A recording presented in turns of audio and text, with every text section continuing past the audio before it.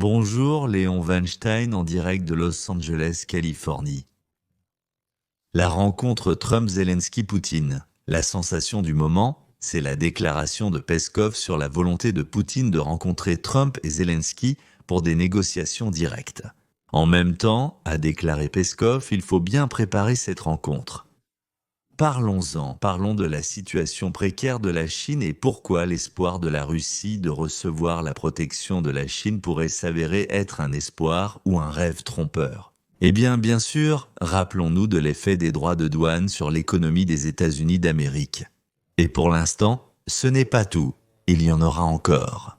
Bien sûr, il y aura forcément la cerise sur le gâteau à la fin. Et merci d'ailleurs d'écrire de si gentils commentaires.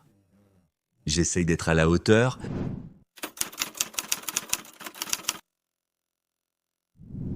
On me demande souvent si Donald Trump peut dire « Ça suffit, voulez-vous continuer à vous entretuer ? Tuez-vous, moi je m'en vais ».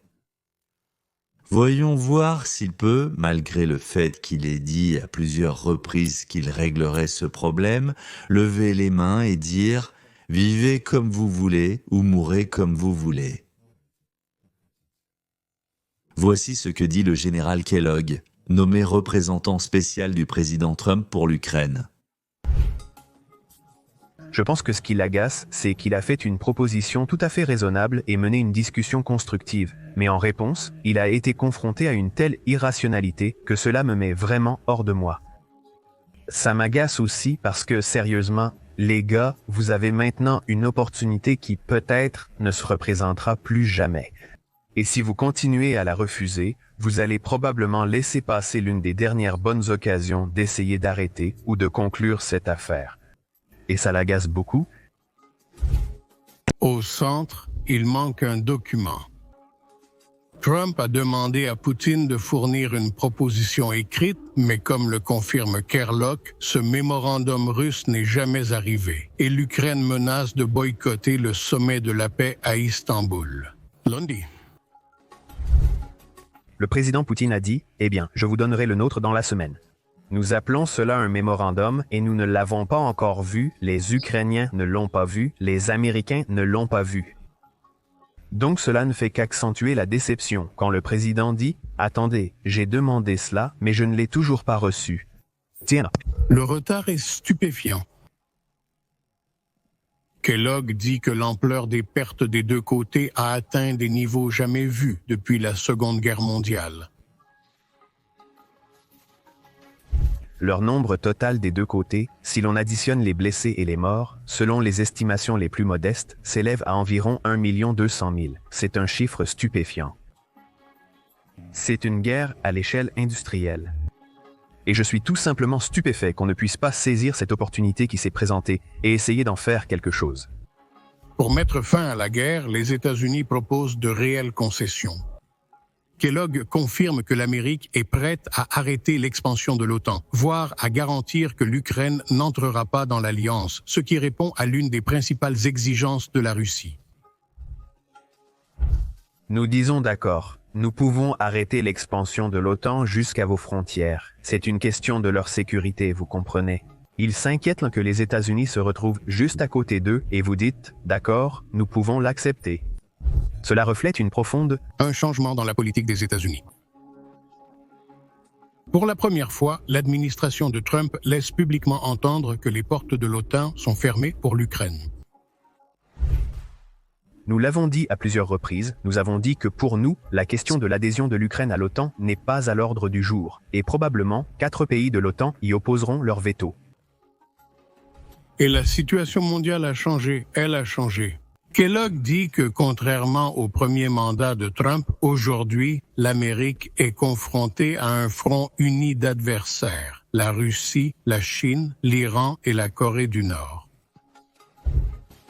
Car à l'époque, nous avions une Russie indépendante, la Chine, low. Nous avions un Iran indépendant, nous avions une Corée du Nord indépendante. Et maintenant, ils sont tous ensemble, ils ont des accords communs, et c'est précisément cela qui nous inquiète le plus. Les risques d'escalade augmentent. Kellogg confirme que les forces nord-coréennes sont déjà présentes en Ukraine et avertit qu'en vertu des engagements contractuels, la Russie pourrait être entraînée dans de futurs conflits sur la péninsule coréenne. Parce que les Nord-Coréens combattent actuellement en Ukraine, et si les Chinois envahissent Taïwan, ou si les Nord-Coréens descendent vers le sud, soudainement les Russes auront l'obligation d'entrer en guerre aux côtés de la Corée du Nord. Il est donc possible que vous voyez des soldats russes sur le champ de bataille dans la péninsule coréenne. Mais voulez-vous vraiment vous retrouver dans une telle situation? Et je pense que personne ne le souhaite. Kellogg révèle que le président Trump a personnellement averti Poutine. Soit tu obéis, soit tu perds le soutien de l'Amérique. Et il y a une ligne rouge. S'il pense qu'on l'utilise et qu'il n'y a aucun espoir de progrès, il dit en gros, nous en avons fini avec ça. C'est terminé. L'Europe? Maintenant, c'est votre problème. À partir de maintenant, débrouillez-vous tout seul. Compte tenu du fait que, selon les estimations, environ 5000 personnes meurent chaque semaine. Les pourparlers de paix d'Istanbul sont menacés d'échec. Les prochaines 72 heures pourraient décider de l'avenir de cette guerre. Et les États-Unis resteront-ils à la table des négociations ou partiront-ils définitivement? C'était la revue. 827 000 abonnés. Je pense que ce qu'a dit Kellogg résume assez bien l'attitude de la Maison-Blanche envers les événements en Europe de l'Est. Les deux parties sont irréalistes, aucune des deux n'est prête à arrêter les hostilités. La Russie, qui a déclenché cette guerre cauchemardesque dans laquelle il y a déjà eu tant de morts. Du côté moyen américain, il y a environ 1 200 000 personnes. Plus de 10 millions de personnes ont été déplacées en Ukraine, à l'étranger et à l'intérieur du pays. Mais la Russie estime qu'il lui est avantageux de continuer. Ils ne voient à la fin de la guerre que des événements positifs, et dans la poursuite de la guerre, uniquement des événements positifs également. Leur objectif est de conquérir une partie ou la totalité de l'Ukraine plus grande que ce qu'ils possèdent actuellement. Ils continueront tant qu'ils ne verront pas les inconvénients de poursuivre la destruction du pays. Je ne pense pas que Donald Trump abandonnera le sujet de la fin de la guerre. Il peut simplement arrêter de participer activement aux négociations. Même si c'est le cas, des sanctions sévères contre la Russie seront progressivement mises en place.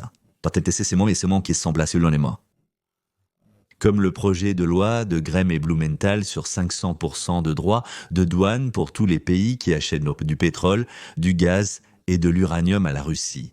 Ce n'est pas si simple à faire. Pour que ce soit clair, messieurs, les États-Unis ne peuvent même pas adopter cette loi immédiatement. Il nous faut au moins 2 ou 3 mois. C'est probablement très optimiste de penser qu'on pourra signer des accords commerciaux avec l'Union européenne, le Japon, la Corée du Sud, le Vietnam, le Cambodge, l'Australie et l'Inde, ainsi qu'avec quelques autres grands partenaires. Peut-être. Ensuite, les États-Unis pourront adopter cette loi qui nous obligera à imposer des 500%, soit de facto, un embargo, c'est clair pour tous. Oui, sur les marchandises en provenance de Chine qui achètent du pétrole à la Russie, c'est le plus grand acheteur de pétrole russe. Et assurer à un autre acheteur de ressources énergétiques russe, l'Inde, des livraisons en provenance d'autres sources. Cela signifie négocier avec l'Arabie Saoudite, les Émirats, le Qatar, etc. Cela demande du temps, des négociations, de la logistique et de la discrétion pour que tout reste secret. Et une préparation sérieuse, y compris, disons, la réorganisation ou plutôt, probablement, la rééquipement de petites raffineries pour un autre type de pétrole. Et cela nécessite également la préparation des pays européens à la transition vers du gaz non russe. Le gaz d'Azerbaïdjan, d'Israël ou le gaz naturel liquéfié des États-Unis sera plus cher. Mais au moins, pour ainsi dire, sans aucune, condition politique attachée à cela. Alors, il faut construire des terminaux en Europe. Nous, je crois, en avons construit un en Pologne pour l'Allemagne, mais je ne sais pas s'il fonctionne actuellement ou pas. Cela requiert généralement du temps, des efforts et des investissements. Mais si tout cela est payé, alors la Russie tombera vraiment à genoux de ces mêmes genoux dont on dit que Poutine l'aurait relevé. Je voulais dire financer, bien sûr, mais payer, ce n'est pas le bon mot.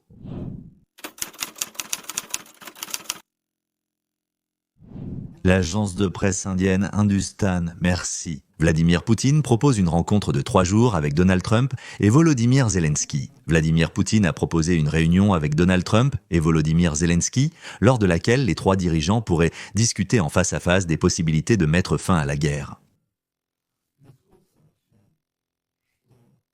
La suite des discussions suivra.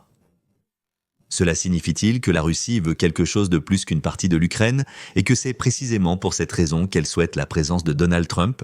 Je ne parle pas de territoire, mais de participation à la politique mondiale, de participation à la scène internationale. Je ne parle pas de territoire, mais de participation à la politique et à l'économie mondiale. Peut-être que les services de renseignement russes ont parlé des problèmes en Chine et que la Chine n'est pas le bon choix pour la Russie. Poutine a déclaré Peskov est prêt à poursuivre le format d'Istanbul, mais avec une délégation plus représentative. La Russie et l'Ukraine, selon le Kremlin, doivent présenter des mémorandums sur ce qu'elles veulent, à quelles conditions, et les négociations se dérouleront sur cette base.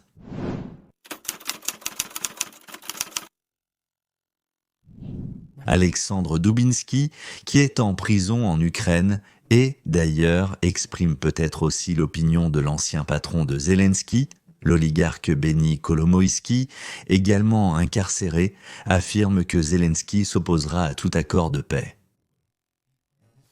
Et ce piège consiste à refuser le mémorandum que la Russie n'a pas encore rédigé sur le cessez-le-feu. Il est affirmé que Zelensky, ce monstre vert, a rejeté le mémorandum russe sur le cessez-le-feu sans même en prendre connaissance. Craignant que les soldats revenus du front puissent se retourner contre lui, il répète l'avertissement concernant des pertes catastrophiques dans la guerre. Les députés attirent également l'attention sur les abus présumés de la part du service de sécurité de l'Ukraine. Dubinsky affirme que l'activiste de 68 ans, Elena Berezhnaya, condamnée pour trahison d'État, a subi un accident vasculaire cérébral au tribunal après avoir été torturée dans un camp de concentration du service de sécurité de l'Ukraine. L'assassinat d'Andrei Portnov montre que l'Europe ne peut pas leur garantir la sécurité.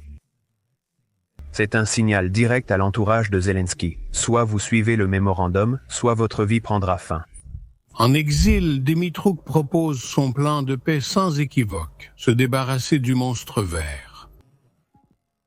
Les 2 députés, accusés de diffuser la propagande russe, insistent sur le fait qu'ils luttent pour la survie de l'Ukraine, appelant leurs partisans à relayer leur appel à la paix. Alors que la guerre embrase l'Ukraine, la désobéissance de Dmytruk et Dubinsky au régime de Zelensky trouve un écho chez certains et menace d'accusations de trahison pour d'autres, jetant une ombre sur la lutte du pays pour son avenir. Les 2 personnes montrées dans la vidéo sont d'anciens membres de la Rada suprême d'Ukraine. Ils sont accusés de diffuser la propagande russe. Leurs partisans affirment qu'ils luttent contre le régime de Zelensky qui a usurpé le pouvoir et ne veut plus mettre fin à la guerre, craignant d'être démasqué et de perdre ce même pouvoir. Le débat parmi les Ukrainiens sur l'avenir qui attend leur pays après la fin des hostilités ne fait que commencer. Et le principal partenaire et soutien de la Russie, la Chine, est en chute libre.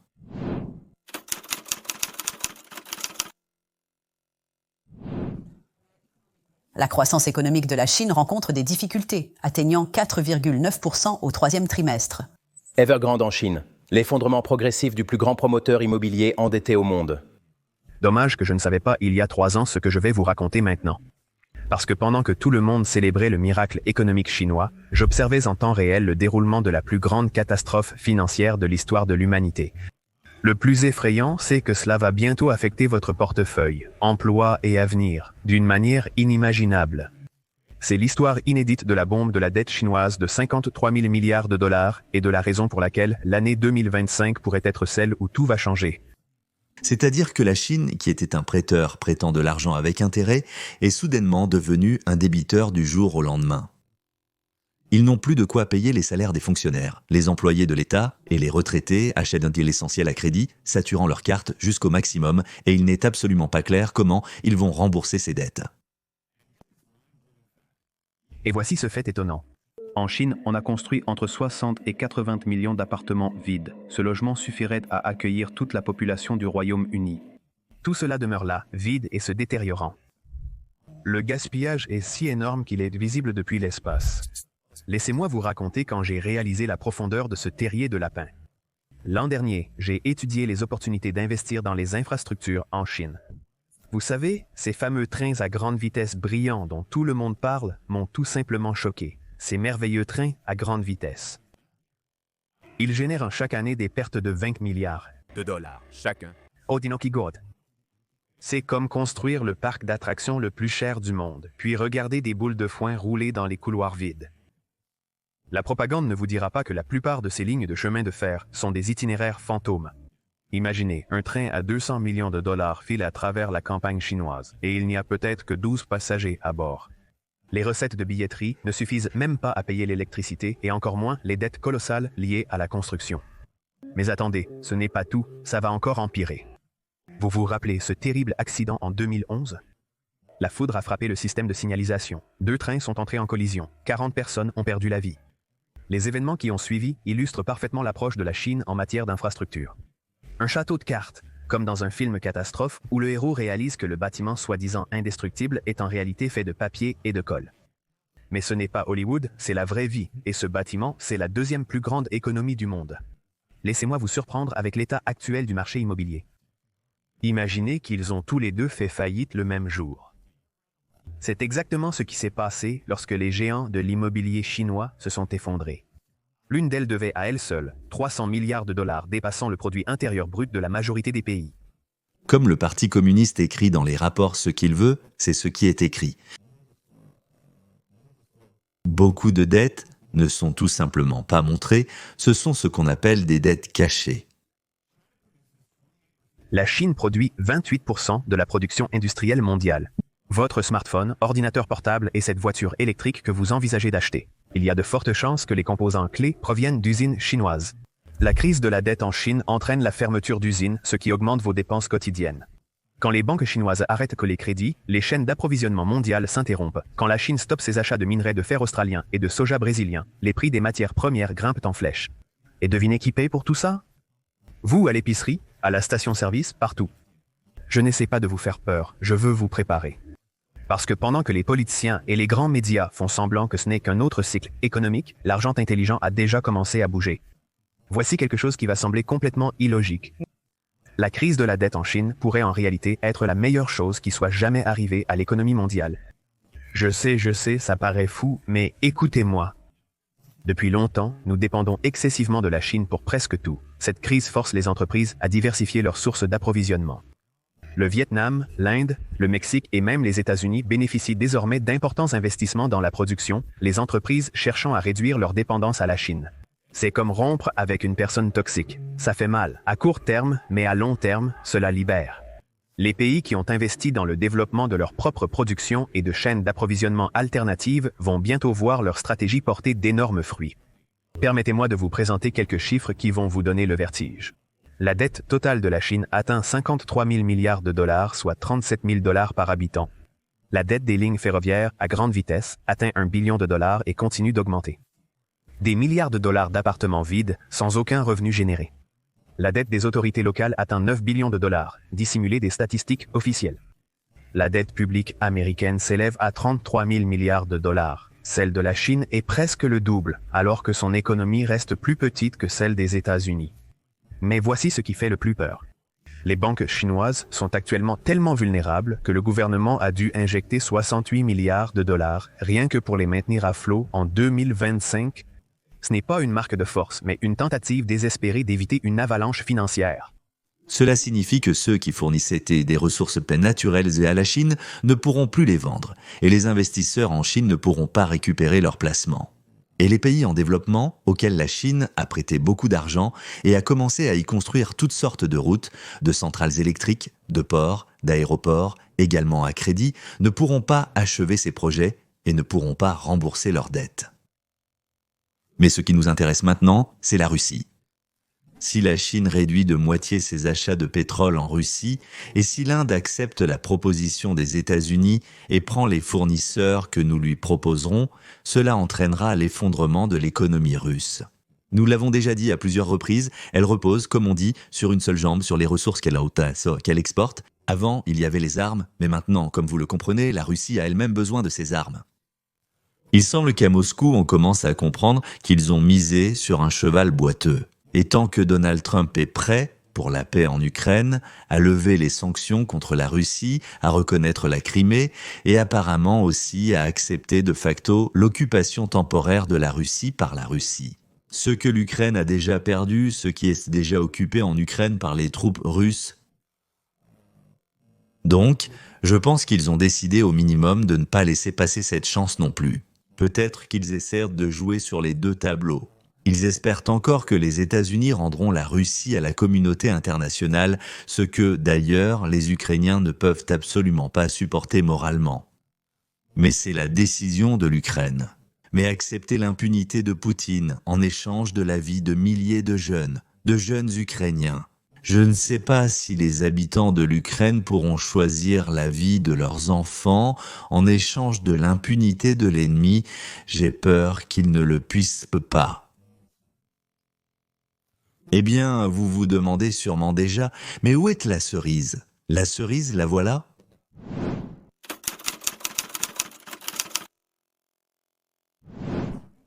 De nouvelles données sur l'inflation, l'indicateur principal sur lequel la Réserve fédérale se base, sont apparues. Et sur ce front, nous avons vraiment de bonnes nouvelles. En un mois, les prix ont augmenté de seulement 0,01%. Sur un an, cela représente 2,1%. C'est le plus bas niveau depuis 7 mois, celui que la Réserve fédérale souhaite voir. Habituellement, ils visent 2%. Actuellement, ils sont légèrement au-dessus. Normalement, cela aurait été enregistré par la Fed, mais aujourd'hui, ce ne sera probablement pas le cas, car il reste encore beaucoup de choses à venir, notamment les tarifs. Et beaucoup d'économistes pensent que c'est encore le calme avant la tempête, et qu'au final, nous verrons une hausse des prix provoquée par les tarifs.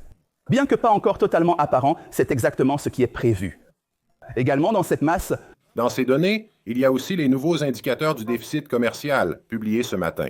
Et écoutez bien, ce fameux déficit commercial tristement célèbre d'1 trillion de dollars que Trump cherche tant à corriger a été réduit de moitié le mois dernier. On ne pourrait pas inventer ça. C'est la plus grande réduction du déficit commercial en un mois dans toute l'histoire des observations, et tout cela grâce à la politique tarifaire de Trump.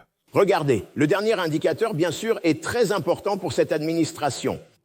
C'est la balance commerciale qui était attendue avec un déficit de moins 143 milliards, alors que le chiffre réel s'est avéré être beaucoup plus faible, moins 87 milliards. Et maintenant, cela suit l'indicateur de 163, qui a été révisé à 160 milliards avec un déficit. Le pire résultat depuis l'introduction des statistiques en 1989.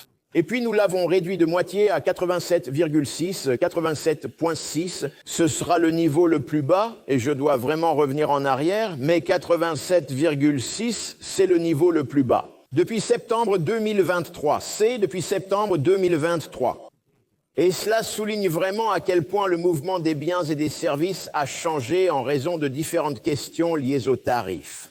Alors pourquoi? Comment cela s'est-il produit après des décennies de vie avec un déficit commercial de plus de 2000 milliards de dollars par an? Comment a-t-on réussi à le réduire de moitié en seulement un mois?